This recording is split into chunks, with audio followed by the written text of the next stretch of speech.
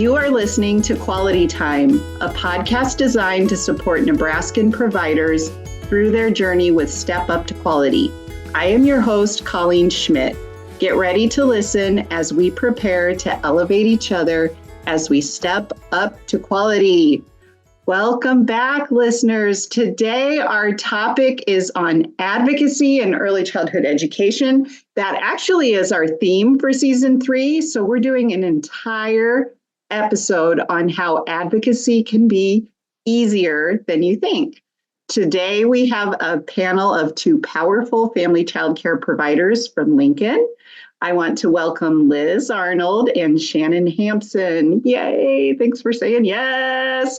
So ladies, if you can please introduce yourselves, share with our listeners a little bit about your story and anything you want to share on your journey of what you currently do and maybe what led you there. So Liz, we're going to go ahead and start with you. So talk to us about your story.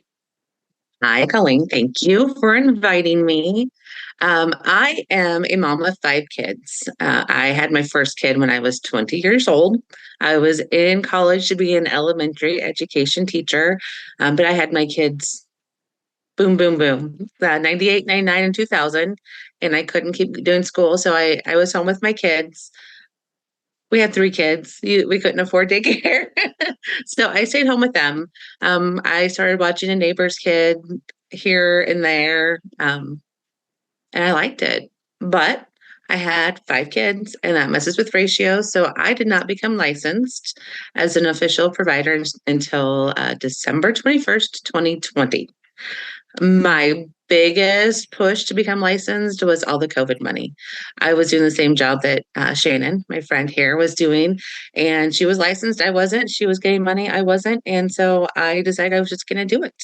I worked with NECC. I'm their first toolkit graduate. I think I signed their contract in August, and like I said, licensed within 4 months. When I became licensed, I had completed 2 business series in childcare, the AOK and Getting Down to Business. I had done every single one of my early learning guidelines and had, I want to say 120 hours of training in 2020. I became a step 1 once I was licensed in January, but was not able to be a step 2 because I was on a provisional license that first year. So it was just a wait and see year. Let's see what else I do. I have my CDA in 2021. I'm back in school at SCC. I'll get my associate's degree in May. And then I think I'm going to move on to get my bachelor's at UNK. The biggest reason I wanted my associate's degree is because I believe family child cares are different than centers. And my initial coach was a LPS employee, and she was fine, but she didn't understand the intricacies of early childhood through family childcare eyes. And it's really important to me to be able to provide that support because we're not going to succeed if you don't have someone who understands your journey and what you're going through. So that's my goal when I get my associates, to become a coach in some capacity. And I would like to start doing some trainings because I kind of have alternative views of care. And I want to get that out there. Ma'am, I didn't know you did all that schooling and went through all those, and especially during 2020. Right? I met amazing people in 2020. Jen Haggart, amazing. Mm-hmm. She is my favorite person in the whole world. Oh. She is an amazing provider. She tries really hard to make sure that we as providers have extraordinary experiences in her trainings. She goes above and beyond. I've seen Jim Gill with her twice. Yeah, and Liz, I agree with you that I feel we want to make sure everybody feels like they have a seat at the table, right? Like we have to have trainings for our family providers, but it is a different world. So it's very different than what I've been trained on as an early childhood educator who primarily worked in a school setting until I left and started working with birth through 5. But even that, a lot of my experiences have been center-based. And I'm just feeling like I'm just getting my toes dipped in into the family provider world, and I love it. But I agree with you. Like, it makes good sense to have trainings that matter and people who have actually done that job in a coaching role to support.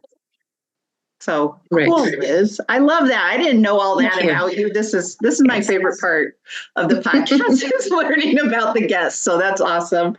Shannon, tell us a little bit about your story and what led you to do what you're doing now. Oh boy. So some similarities to Liz. I have 4 children. Mine are definitely spread out. My oldest is 22 and my youngest is 6. So that's kind of a big deal in like needing childcare and things like that. I also moved here from Canada when my oldest was 5 years old. So it was a very different world and came on a student visa. And so even when I had my next child, I didn't have work permits. I didn't have that. And not only that, but my first child I had in Canada and we had a year paid maternity leave. So it was kind of a shocker to be like, oh, I'm supposed to send my little baby somewhere. And I was just at home since I couldn't. And then as things progressed and I was still at home and had another child, I just happened to be the one that was at home that everyone asked if their kids could hang out with me. And so that's kind of how it came about. And then I had a single mom neighbor who really needed childcare and who received childcare subsidy. And then I think that's kind of really where my family home childcare flourished. Like I was providing family friend neighbor care, but that's when I got my first contract with the state for subsidy. And it just kept growing from there. I was license exempt for quite a few years. I looked into getting licensed, but I was renting and my landlord was not having me get hardwired smoke detectors and some of those other things. So continued that. And then when I bought my own home about a year after that, I got licensed. So I've been licensed since May of 2017. Can I ask you two a question? How did you meet? Like, how did you end up figuring out, oh, look at this brand new friend I have who believes a lot of the same things I believe and is an advocate? I like my story better. I was at volleyball. We were at volleyball. Her stepdaughter and my daughter played on the same, I think it was YMCA team. And my younger kids kept coming back with snacks. And I'm like, where are you getting these snacks? And they're like, this lady's giving them to me. I'm like, who is that? That's just giving you random food. And went over and realized that it was my daughter's friend, Katera.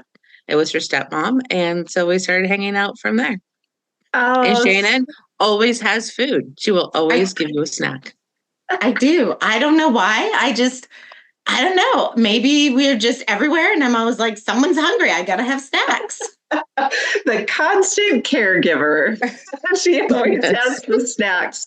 Well, I was curious about that just because I've been to both of your amazing programs. You both have stellar programs, both firmly believe in quality of care for the kids. Before we hit record, I shared with you that I was this close to kind of thinking about I'm going to be a family provider and maybe I want to get licensed simply because of I couldn't find somewhere to send my babies that I felt solid about. And that's a big part of what Step Up to Quality is trying to do, is trying to promote and support providers to be able to give quality care to our kids. But I was in the same boat. I couldn't really afford to send all of my little friends. We were lucky enough that we could rely on grandma. I had another really good friend, a cousin. It was just a hodgepodge of people that had to work together to help take care of our kids while I continued to work. And it was difficult as a mama, super tricky. And that's what Homegrown calls family friend neighbor care. So you relied on your family, your friends, your neighbors to get your children cared for so you could continue to work. Yeah. In Nebraska, we tend to call it license exempt care. And that's the providers that are making, Shannon, do you remember what it is right now? Oh boy. I know when I first started license exempt subsidy, I was making $13.50 a day. Wow. And that was actually one of the things that Liz and I were advocating for was our license exempt providers, because what was it, like 22 years they hadn't gone a raise? And so they just recently got a raise, and I want to say it's maybe $16.10 now. I think it's $15.10. Is it $15.10? Yeah. Yeah, that's a day to watch kids. That's insane. And that's a new term for me, like family friend neighbor care or license exempt care. Those are new terms for me. And yeah, that's exactly what we had. Thank goodness for that. But wow, let's talk about advocacy, because you're already jumping in on it. We met through Step Up to Quality initially, but then we also were able to connect again through a book study that Jennifer Haggart organized. And you mentioned your love for Jen, Liz. I agree. She's amazing. She's such an organized queen. I tell her, I'm like, I've never worked with someone more organized in my whole life. But we had gathered together as a group across the state with a lot of people who do a lot of different things, and started a book study on Ray Pica's book, Spark a Revolution in Early Education. On season 2, we had Ray Pica on the podcast, and it was one of my favorite episodes. I mean, I just fangirl her all day long. I love Ray. She's an amazing advocate for all children, and especially for young children. But it really kind of guided our work that we were able to do in this book study during 2023 and 2024. Really one of my favorite projects ever. I've met a lot of people that I continue to have contact with, such as you two. So I want you guys to share a little bit. And Shannon, I'll start with you. Share what advocacy means to you, and why does your voice matter? Oh, that's such a loaded question. Advocacy, I think for me, has always really meant standing up for what's right and helping others that might not know how to get what they need or deserve to get to that point. And part of what, like most of the children in my care receive childcare subsidy and are from single parent homes. So for me, it's making sure that those parents, whether they're single moms or single dads, because I have both, gets what they need. It's hard, as we were talking about, to get childcare, and then to have to like go through that system of applying for childcare subsidy and then finding providers that will even accept it. So I feel like I've always advocated, even from a young age. I'm like, that's not right. I'm going to change that. And I mean, even little, I can remember standing up and saying, that's not okay. Let's do it this way. And why can't we do it that way? And I really don't have that fear. Like, I have no problem walking in and talking to my senator. I have no problem doing that. So in short, it's just advocacy is knowing what is right or what needs to be changed and taking the steps to try to make it better for everyone.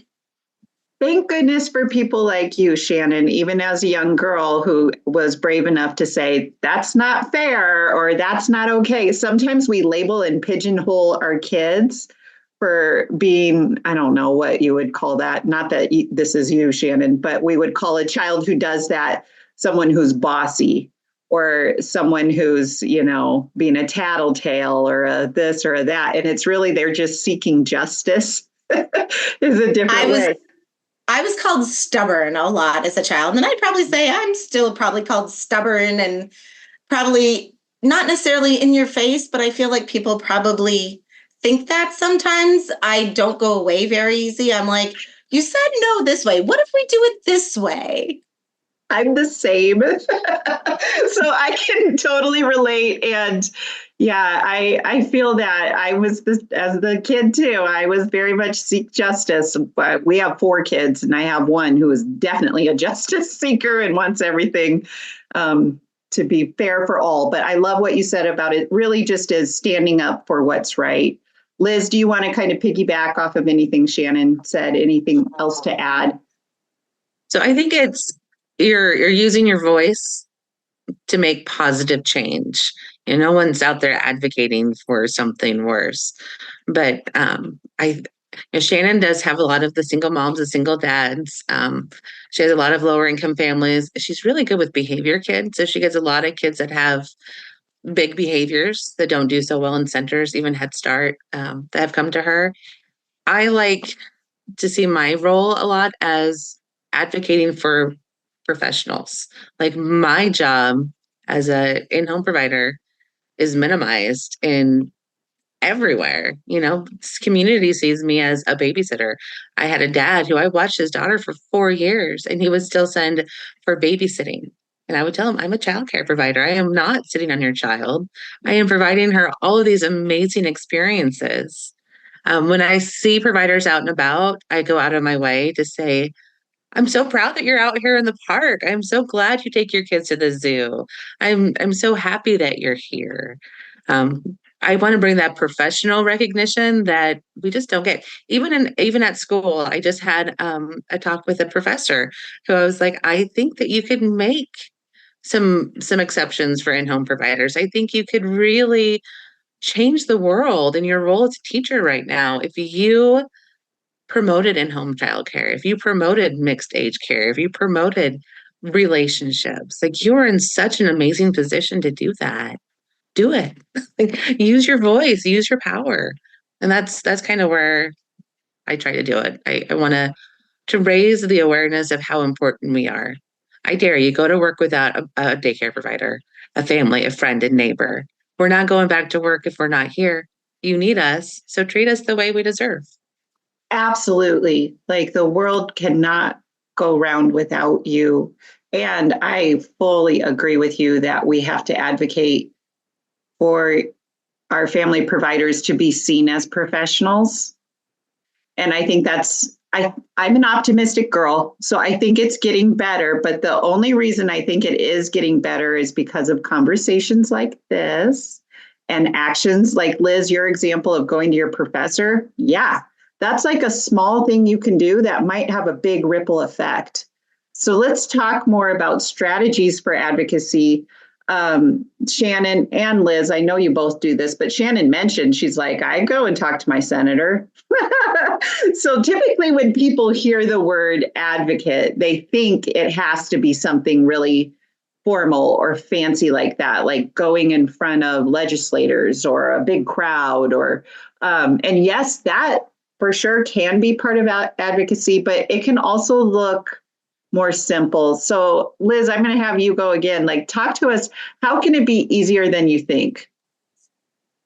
Shannon and I both have Facebook pages where we advocate play. So a lot of times on my page, I'll have kids playing in sand and say, title it. You think this child's playing in sand, but they have a sensory experience. They're building core muscles, which are pre-writing muscles. They're, when they're climbing, they're crossing the midline, which you need to do for writing. So I think my Facebook page, social media, is a huge, huge way to advocate without really doing much work. I think Shannon and I both belong to Homegrown this year. We're on 2 different committees, and I participated with them in story banking, where we talk with someone for about an hour and then they write down our story and they want to share it wherever they can on their social media with with our national senators or with any groups that want to help us. They bank our stories and they share it, because without knowing what our experiences are, we're not going to make any changes. I think that's what We Care for Kids is supposed to do here in Nebraska, where they ask a question every month and providers should be jumping on and sharing a story, because again, if we have our stories of our daily experiences out there, we're going to get the respect and the recognition that we need.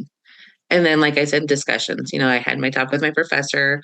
We have weekly posts that we talk in, and I am all about sharing resources and, challenging. Well, I challenge you to look at it this way.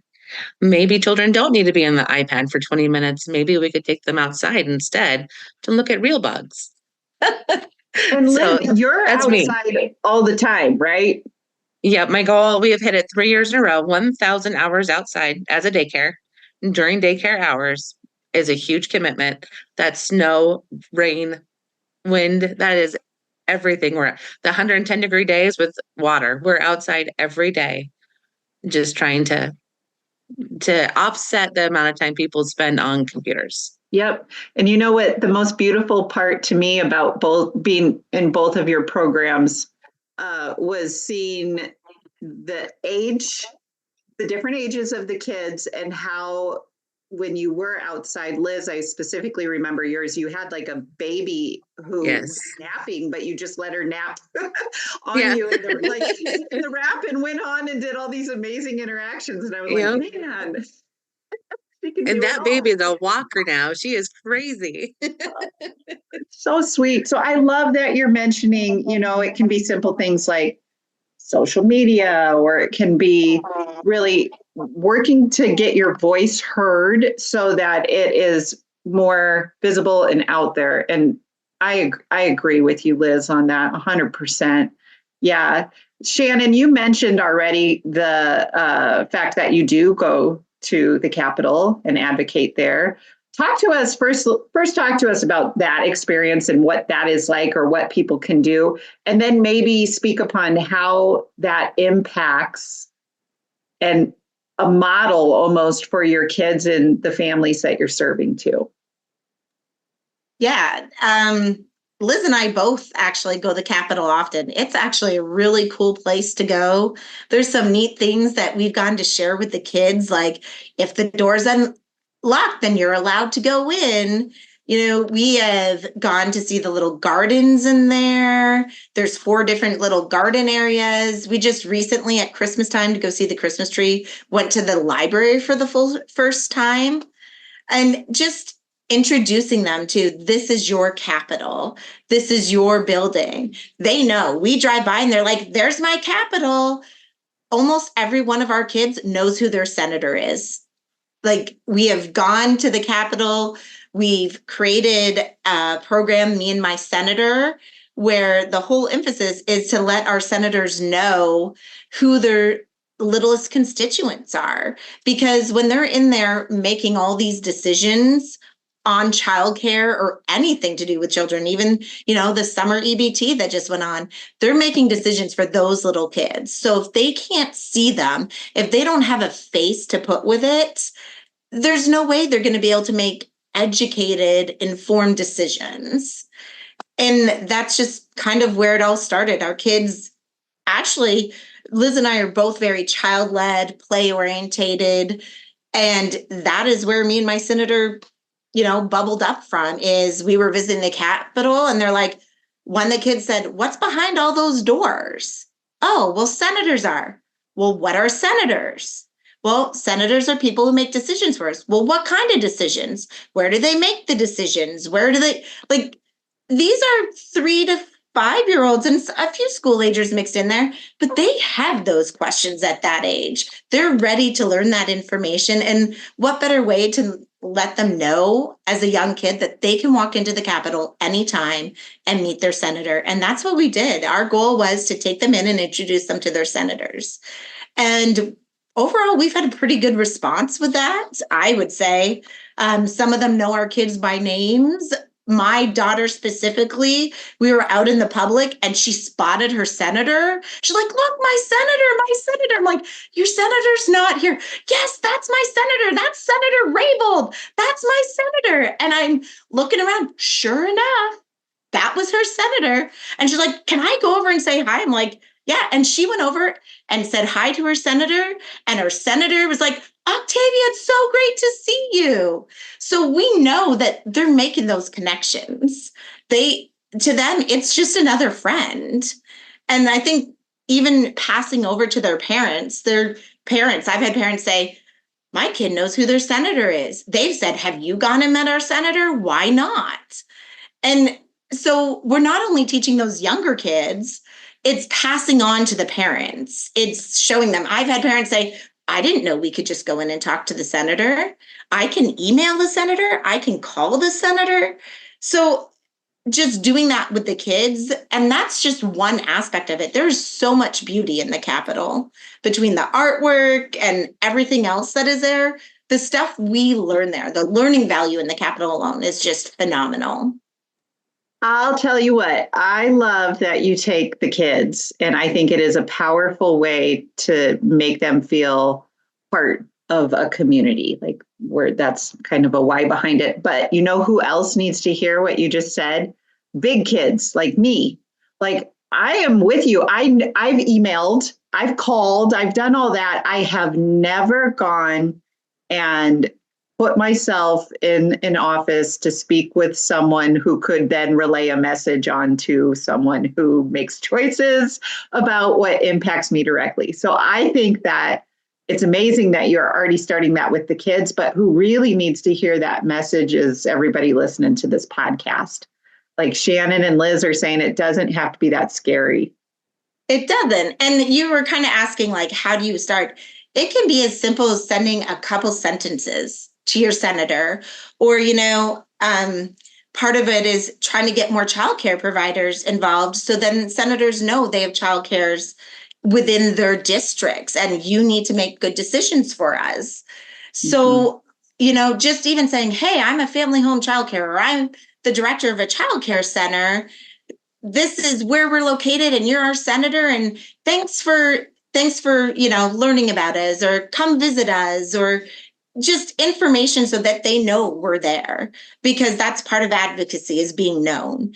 And I think in history, childcare really hasn't been there. We've always been in the background.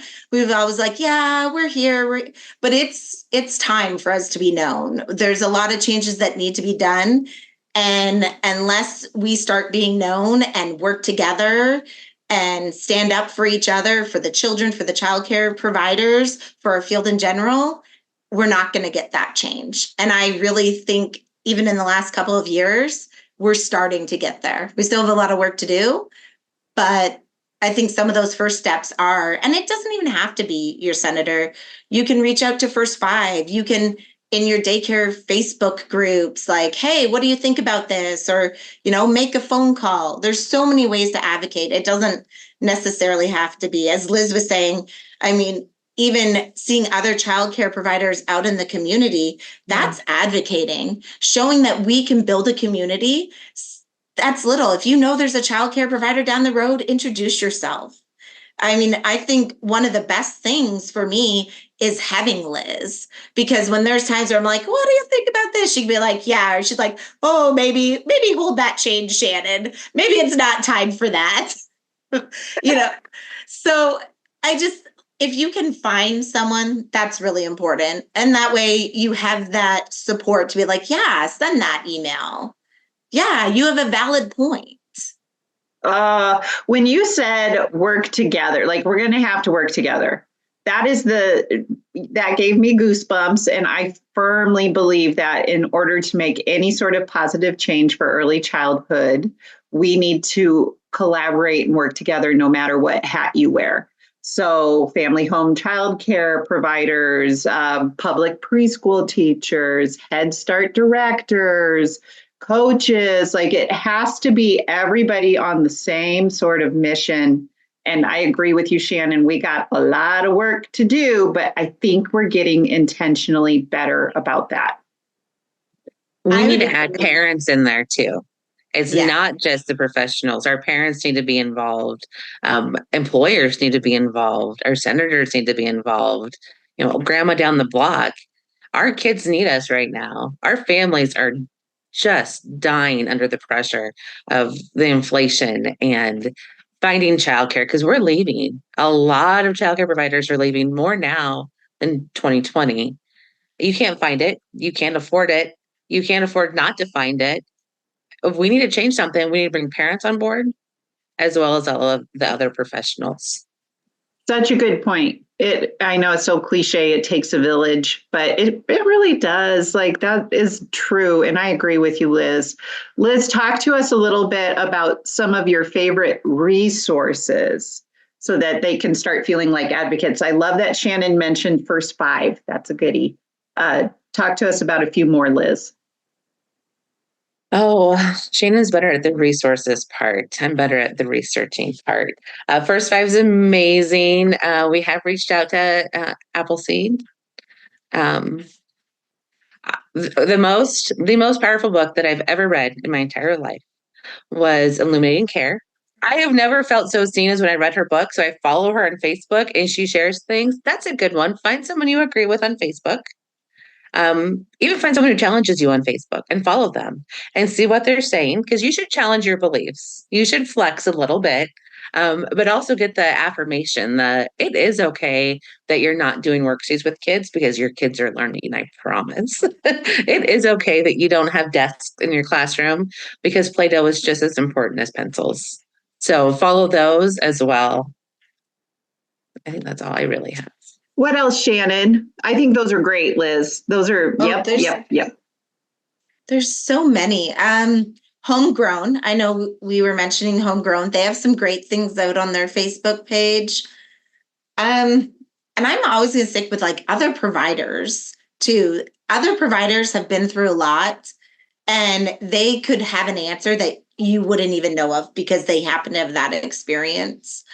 Oh boy. Yeah, I'd agree with Liz too about Facebook, finding those ones. I mean, we're both very nature orientated, so we do follow a lot of those.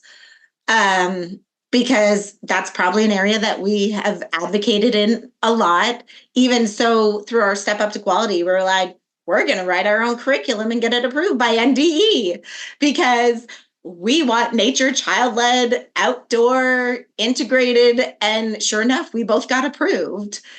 Lincoln Littles has some really great resources. I would say like find who's in your community. Each community probably has their own little golden pocket. Like I feel like Lincoln Littles is really great for providers here in Lincoln. They truly care about us and they are actively working through. Meeting groups. Like I know in Lincoln we have support for working families. I feel every community has one of those, and that's a great way to like advocate and know what's going on in your community. Books, lots of books. Katie Krause at UNL, she's phenomenal and has tons of resources and trainings on things that you're not going to find anywhere, whether it's training. I know she's done an advocacy one here and there, showing us, I like Liz in 2020, the amount of trainings we did because they were available online was phenomenal. And Katie Krause was another golden ticket find during that time. And so UNL Extension in general has great trainings and, just those, when you make those contacts, that's where you get some of your courage from. That's where you get some of your strength from, or even like, okay, I am right thinking that this should be okay. It gives you that validation that you need as a provider, especially as a family home provider. Because a lot of times we're on our own and we're like, am I right? Am I not right? And that's why I think like having Liz and some other providers is just so essential to being able to complete our job and to continue advocating. That is beautifully said. Find your people. I will say, Shannon and Liz, you are giving me courage to be more vocal and more action-based, I would say, in how I advocate. I'm an advocate. I feel like I do a bunch of different things to advocate what I believe to be true about young children and families. But I am getting a little bit braver just based on what you shared. So I just want to thank you so much for sharing your expertise with us for sure. You both are amazing. I'm so happy to have made the connection that we've made just through work. Like that's the thing. It's like I would have never probably met you two if I didn't get to do cool work stuff. So I'm so happy to know you and just thank you for sharing your voices with us today. Thank you for inviting us. Yeah. It's nice to be seen. Yes, ma'am, you are seen. And it's nice to share because I think, like we said before, is, it's hard to find those people. And I know both Liz is on with Just Like Mine Daycare. I'm Wild Child Daycare on Facebook. And I know that if anyone ever reaches out to us, we're more than willing to give some encouragement, answer questions, all of the above. That's my favorite kind of people. the people who will say, I will respond and share and collaborate. And that's what you both are. So thank you again. And thank you, everyone, for spending quality time with us. Please join again as we chat about future topics to support our Nebraskan providers on their journeys with Step Up to Quality. Until next time, bye-bye.